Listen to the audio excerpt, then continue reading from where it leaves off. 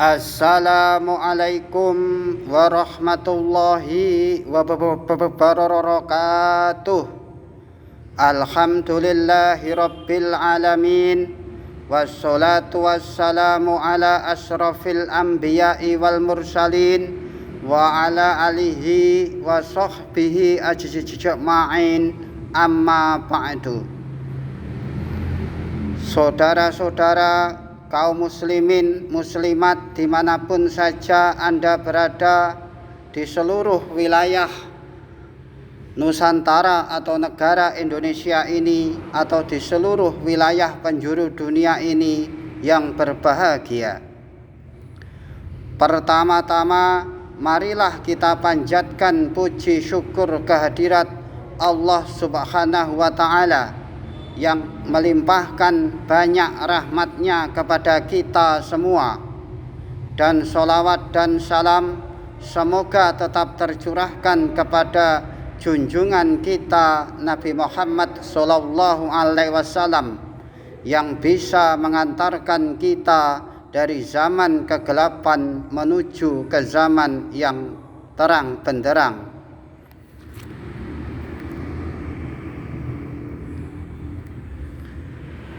Saudara-saudara kaum muslimin muslimat rahimakumullah yang berbahagia, pada kesempatan kajian kali ini saya akan membicarakan atau mengoreksi atau meneliti tentang kajian saya yang kemarin, yaitu tentang kekeliruan atau kekhilafan yang sekiranya saya kaji kemarin, yaitu ketika saya membicarakan tentang tokoh Wahidiyah, yaitu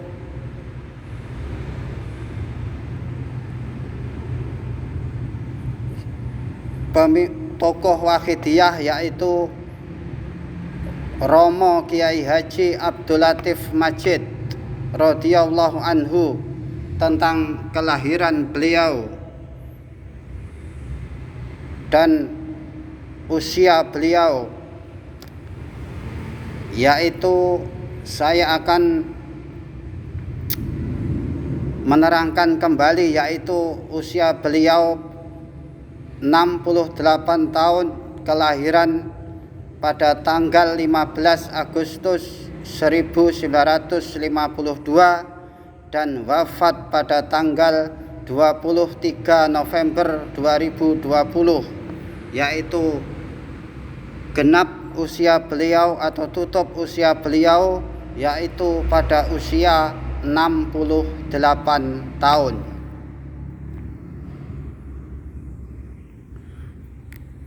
Itu yang pertama.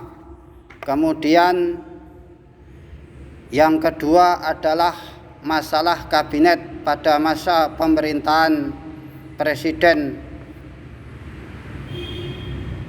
kedua Republik Indonesia, yaitu Presiden Soeharto, yaitu Kabinet Pembangunan 4. Kemarin saya telah keliru membacakan tentang tahunnya, yaitu saya baca tahun 1883 sampai tahun 1988, itu keliru, yaitu tahun 1983 sampai tahun 1988. Kemudian Kabinet Pembangunan 6 saya telah keliru membacakan, yaitu Kabinet Pembangunan 4. Saya baca Kabinet Pembangunan 4. Saya akan baca kembali ya tentang kabinet pada masa pemerintahan Presiden kedua Republik Indonesia, Presiden kedua Republik Indonesia, yaitu Presiden Soeharto.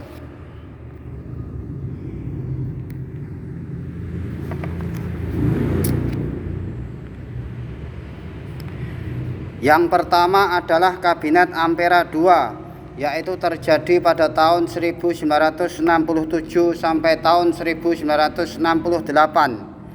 Kemudian yang kedua, Kabinet Pembangunan I, yaitu terjadi pada tahun 1968 sampai tahun 1973. Kemudian Kabinet Pembangunan II, yaitu pada tahun 1973 sampai tahun 1978. Kemudian Kabinet Pembangunan III tahun 1978 sampai tahun 1983.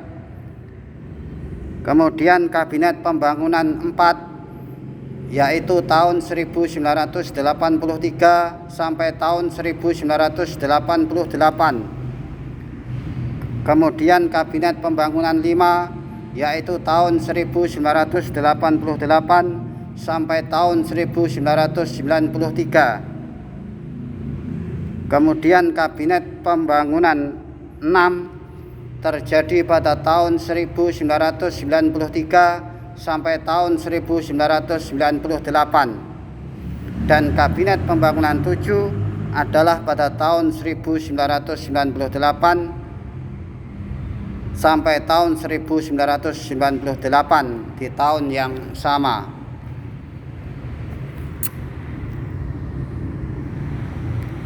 Dan pada kesempatan kali ini saya akan membicarakan tentang masa kepemimpinan Bapak Presiden Republik Indonesia, yaitu Bapak Soeharto, yang saya tahu. Yang waktu itu saya masih kecil, berusia kecil, yaitu pada tahun 1988. Waktu saya masih kecil, yaitu belum bersekolah. Yaitu yang saya tahu pada masa itu adalah kejayaan pemerintahan Presiden Soeharto dengan kabinetnya.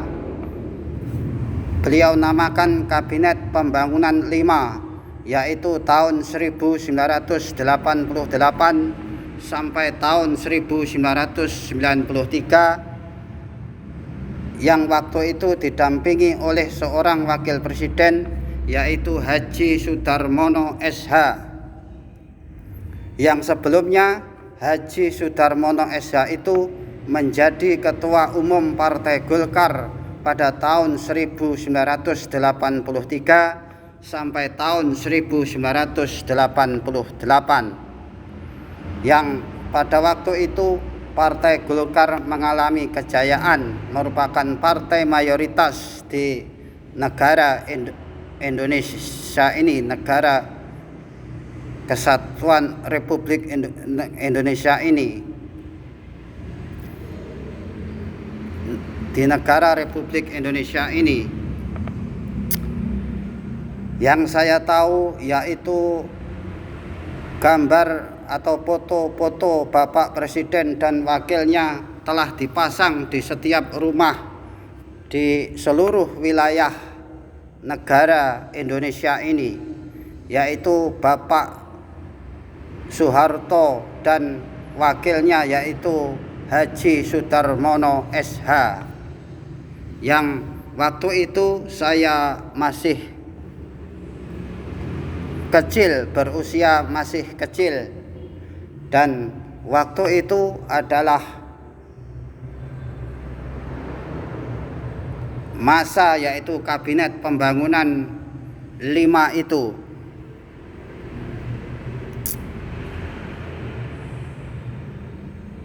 Karena waktu itu saya pada tahun 1990, yaitu saya baru pertama masuk ke Sekolah Dasar Negeri Sumberbendo 1, yaitu pada tahun 1990 menempuh pendidikan sekolah dasar selama 6 tahun, pendidikan sekolah dasar selama 6 tahun, yaitu tahun 1990 sampai tahun 1996, yang pada waktu itu juga mengalami yaitu pergantian jabatan Wakil Presiden Republik Indonesia, yaitu dari Bapak Haji Sudarmono SH diganti dengan Wakil Presiden yaitu Haji Tri Sutresno. Jadi Presiden Republik Indonesia Bapak Soeharto dan Wakil Presiden adalah Haji Tri Sutresno, yaitu masa Kabinet Pembangunan 5, yaitu masa Kabinet Pembangunan, maksud saya masa Kabinet Pembangunan 6, yaitu pada tahun 1993 sampai tahun 1998 selama 5 tahun. Setelah menempuh pendidikan itu dari sekolah dasar, kemudian tahun 1996 saya masuk ke sekolah negeri yaitu bernama Madrasah Sanawiyah Negeri Pare, yang saya akan bisa bacakan tentang buletin saya tentang Madrasah Sanawiyah Negeri Pare.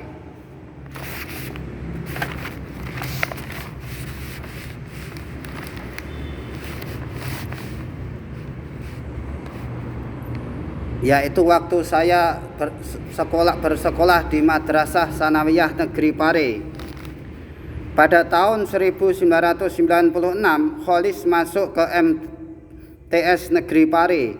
Di situ banyak mata pelajaran yang diajarkan, sehingga waktu sebelumnya ketika berada di sekolah dasar terdiri dari 11 mata pelajaran. Setelah berada di MTS Negeri Pare, tambah mata pelajarannya, di antaranya ada beberapa macam pendidikan agamanya. Kholis bergaul dengan guru MTS Negeri Pare, yaitu guru agamanya, yaitu guru yang sering mengantar rombongan ziarah Wali Songo dan wali-wali lainnya di Nusantara. Dengan menekuni pelajaran di bangku sekolahnya, mendapat pengalaman di bidang mata pelajaran tertentu. Misalnya kerajinan tangan, pernah diajari membuat roti pot bunga dari bambu. Bimbingan dari Bu Haryani.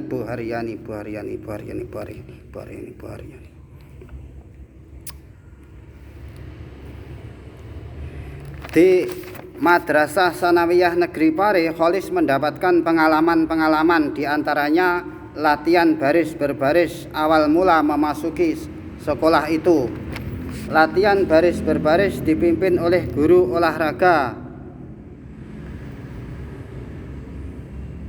yang tegas, yang akrab, yaitu bernama Muhammad Rubah Besari, yang akrab disapa Pak Besari, asal dari desa Sekoto. Guru bahasa Arab kelas 1 adalah Nurul Umah, dekat desanya, yaitu Dusun Taman Sari, Desa Suwaluh. Kholis pernah jalan-jalan naik sepeda bersama dengan putra tetangganya ke Candi Tegowangi, sebuah candi di Desa Tegowangi, Kecamatan Pare, peninggalan Kerajaan Majapahit.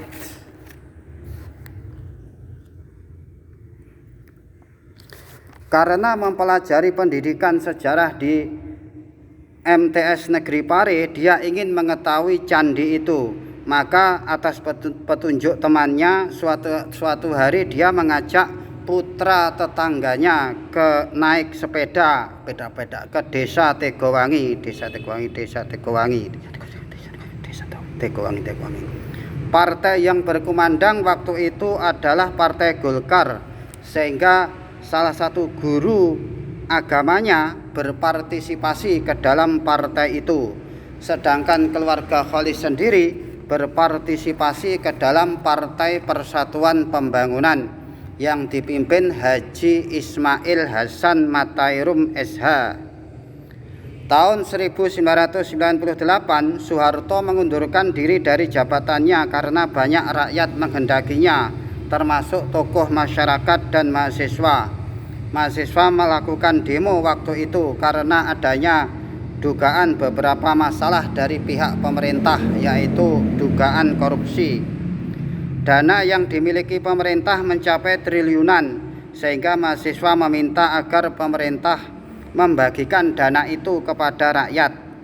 Ada satu peristiwa ketika sebelum saat-saat Soeharto turun dari jabatannya, yaitu pemukulan beduk oleh kepala negara bersama seniman terkenal yaitu Haji Rhoma Irama dan dai terkenal waktu itu yaitu Kiai Haji Zainuddin MZ.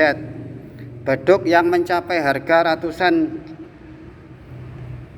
juta itu sempat diberi saran oleh salah satu tokoh masyarakat bahwa andai dana untuk membeli beduk itu dibagikan kepada rakyat miskin Jakarta, sudah berapa banyak yang tertolong.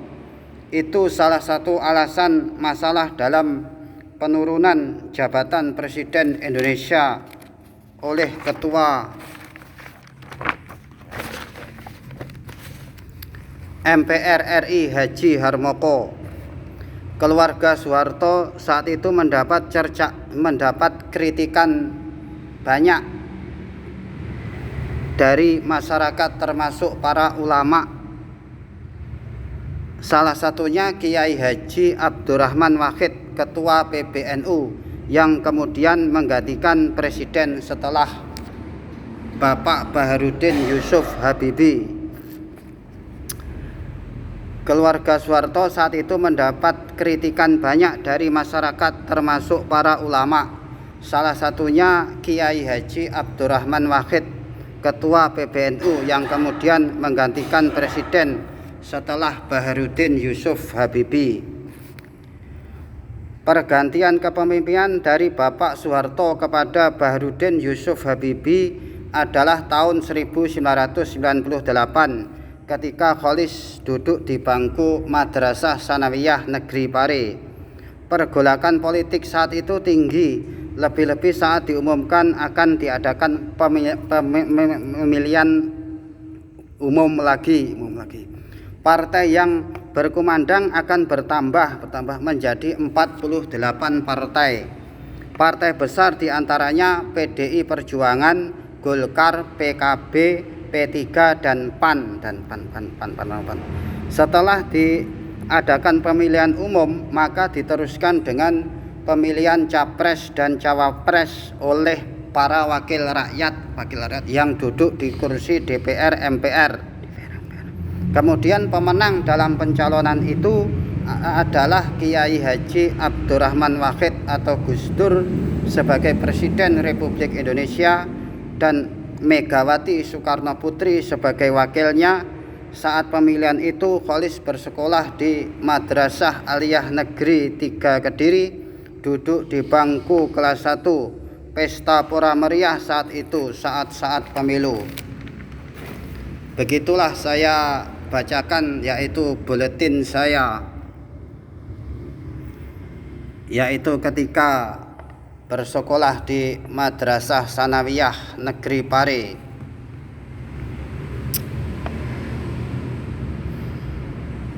Dan pada waktu itu, yaitu pada tahun 1998 itu adalah terjadi yaitu pergantian kepemimpinan, yaitu dari Bapak Soeharto kepada Bapak Baharudin Yusuf Habibie, yaitu pada tahun 1998. Yang pada waktu itu usia dari Bapak Soeharto adalah sudah mencapai usia senja, yaitu pada usia 77 tahun. Yang kemudian setelah 10 tahun yaitu kemudian pada tanggal 27 Januari 2008 pada masa 10 tahun itu Bapak Soeharto sering mengalami sakit-sakitan dan sering dilarikan ke rumah sakit dalam usia beliau yang sudah senja itu.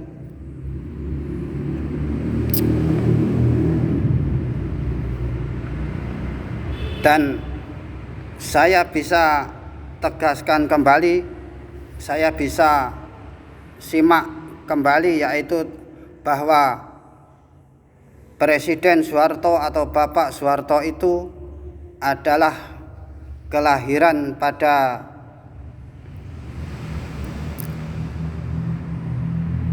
tanggal 8 Juni 1921 di Dusun Kemusuk, Desa Argomulyo, Kecamatan Sedayu, Kabupaten Bantul, Yogyakarta, Jawa Tengah.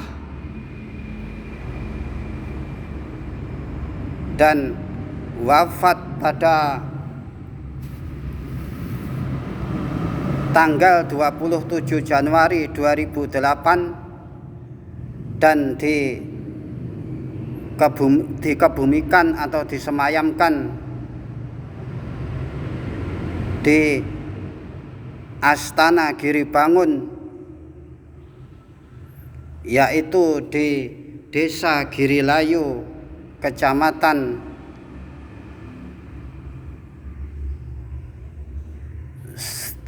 Asih, Kabupaten Karanganyar, yaitu tepatnya di Kabupaten Karanganyar, Jawa Tengah, sebelah timur 35 km sebelah timur kota Surakarta. Disemayamkan atau dimakamkan atau disemayamkan di situ.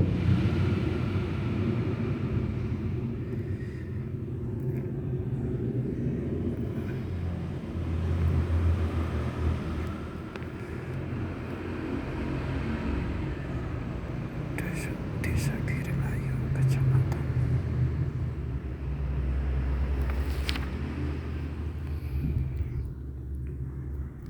Kemudian bagaimana kita membicarakan tentang Bapak Soeharto atau Bapak Presiden Soeharto itu? Bagaimana tentang jasad beliau? Menurut pandangan kita umat Islam, beliau adalah berjasa besar dalam pembangunan negara Republik Indonesia ini. Yang saya tahu dalam kejayaan beliau, yaitu masa Orde Baru itu, yaitu pada tahun 1988 sampai tahun 1998. Masa kejayaan beliau bersikap tegas, sehat dalam memimpin bangsa ini, dan murah senyum juga. Maka beliau dijuluki Bapak Pembangunan. Maka bisa dikatakan badan beliau atau jasad beliau adalah, kita tafsirkan, memiliki pahala besar, berpahala besar. Beliau itu bagi pembangunan, bagi masyarakat Indonesia, kita tafsirkan diberi pahala besar oleh Tuhan.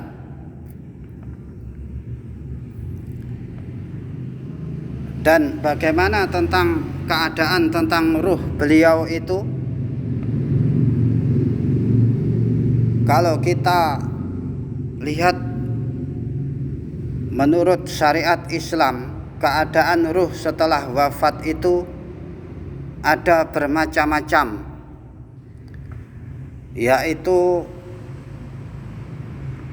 yang pertama ada ruh itu yang ditempatkan yaitu fi a'la iliyin, yaitu di tempat yang tertinggi, yaitu beliau ditempatkan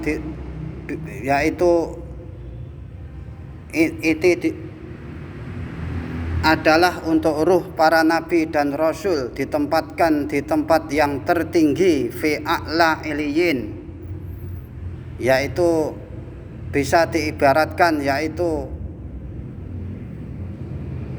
di atas langit yang ketujuh, di tempat yang luas, di tempat surga yang tertinggi. Ini adalah ruhnya para nabi dan rasul. Kemudian yang kedua ada ruh para syuhada, orang-orang yang wafat atau mati syahid dalam membela agama. Maka ruh orang mereka itu adalah seperti bagaikan burung-burung yang berterbangan di surga, burung-burung yang hinggap di pohon-pohon surga, berterbangan di surga. Kemudian ada ruhnya para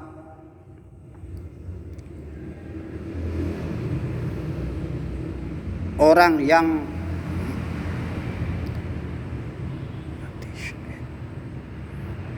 yang masih tertahan di pintu surga.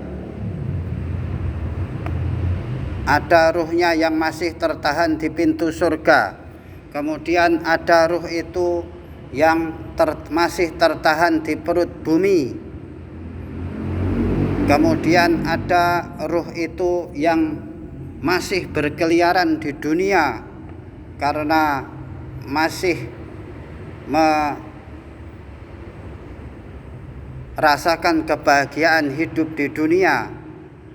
Kemudian ada ruh itu yang dikumpulkan oleh orang-orang yang mulia, maka merekalah ruh orang yang mulia. Maka bisa kita tafsirkan bahwa Bapak Presiden itu ruhnya dikumpulkan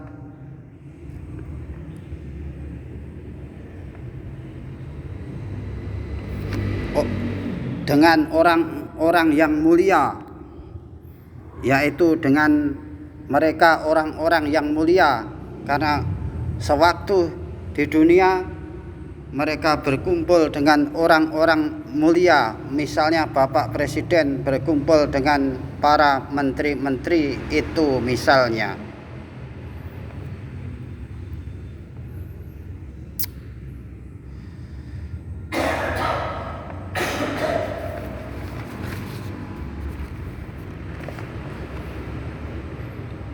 Itu mengenai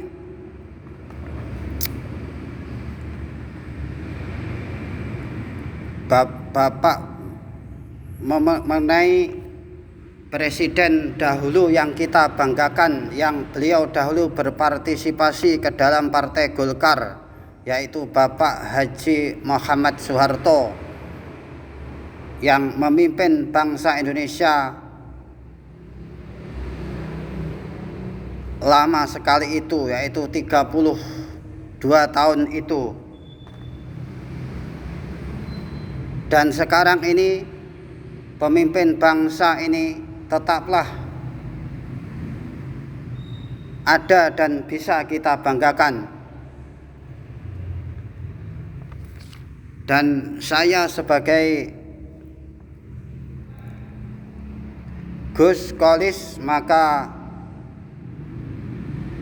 saya bisa membacakan tentang pemilihan umum yang kemarin, yaitu tanggal 27 November 2025,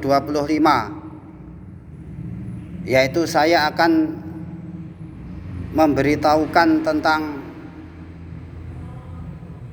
daftar calon gubernur dan wakil gubernur kemarin, dan calon wakil bupati dan wakil bupati kemarin, supaya Anda semua lebih cermat dan dalam pengetahuan Anda, supaya Anda bisa lebih cermat dalam mengetahui mereka. Saya mempunyai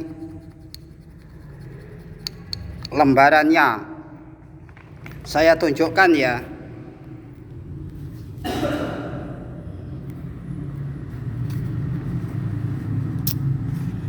Daftar pasangan calon gubernur dan wakil gubernur Provinsi Jawa Timur tahun 2024. Yang pertama, calon gubernur pertama yaitu Ibu Khofifah Indar Parawansa, dengan calon wakil gubernur yaitu Saudara Emil Elistianto Dardak. Yang kedua yaitu calon gubernur Dr. H.C. Insinyur Tri Risma Harini MT atau Dr. Honoris Causa Insinyur Tri Risma Harini MT. Kemudian calon wakil gubernurnya yaitu Zahrul Azhar Asumta atau Gus Hans atau SIP atau MKes, yaitu Zahrul Azhar Asumta atau Gus Hans, sarjana ilmu politik, magister kesehatan. Kemudian yang ketiga, calon gubernur yaitu Hajah Lulu Nur Hamidah MSI atau Magister Sains.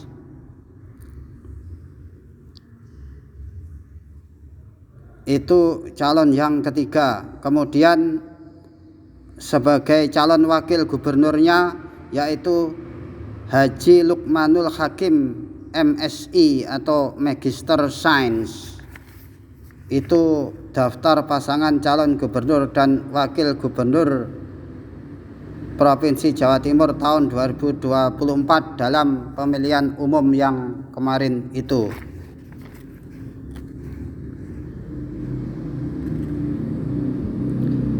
Kemudian daftar pasangan calon bupati dan wakil bupati Kediri tahun 2024. Yang pertama adalah Haji Hanindito Himawan Pramono SH atau sarjana hukum, didampingi oleh wakil bupatinya yaitu Hajah Dewi Maria Ulfa ST atau sarjana teknik. Kemudian yang kedua Haji Deni Widyanarko sebagai calon bupatinya. Kemudian yang kedua yaitu didampingi oleh wakil bupati yaitu Dr. Anda Mudawamah MHI. Ini yang saya bacakan yaitu tentang calon gubernur dan wakil gubernur kemarin dan calon wakil bupati dan wakil bupati kemarin. Bagi masyarakat yang belum jelas atau belum mengetahui, saya bacakan itu.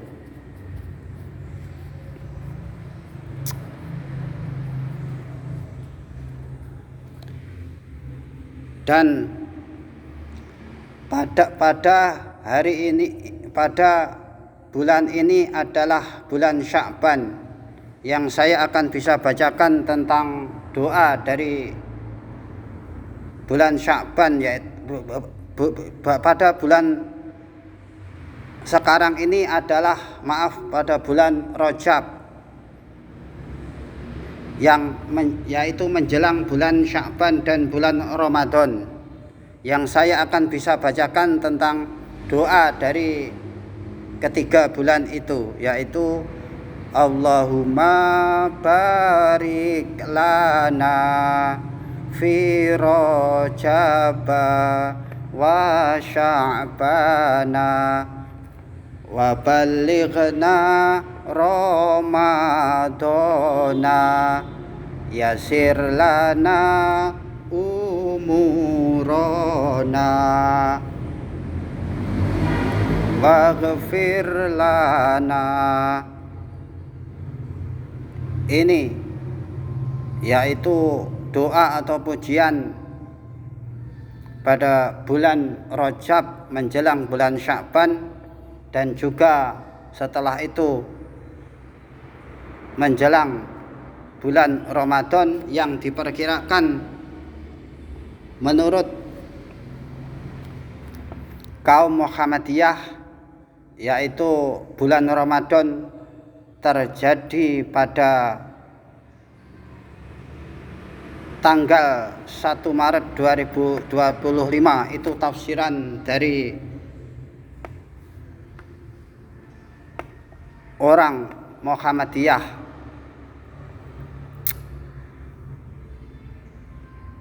Dan kadang sama juga dengan orang Nahdlatul Ulama, yaitu itu doanya. Semoga diberi keberkahan, yaitu pada bulan Rajab ini menuju bulan Sya'ban dan menuju bulan Ramadan.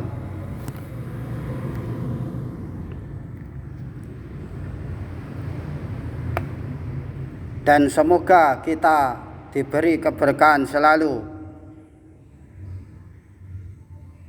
kesehatan, dan semoga tetap tercurahkan limpahan rahmat dari Tuhan yang Maha Esa. Demikianlah yang dapat saya sampaikan pada kajian saya kali ini. Mudah-mudahan ada hikmah atau manfaatnya. Wabillahi taufik wal hidayah. Usikum wa nafsi bitaqwallah. Wassalamualaikum warahmatullahi wabarakatuh.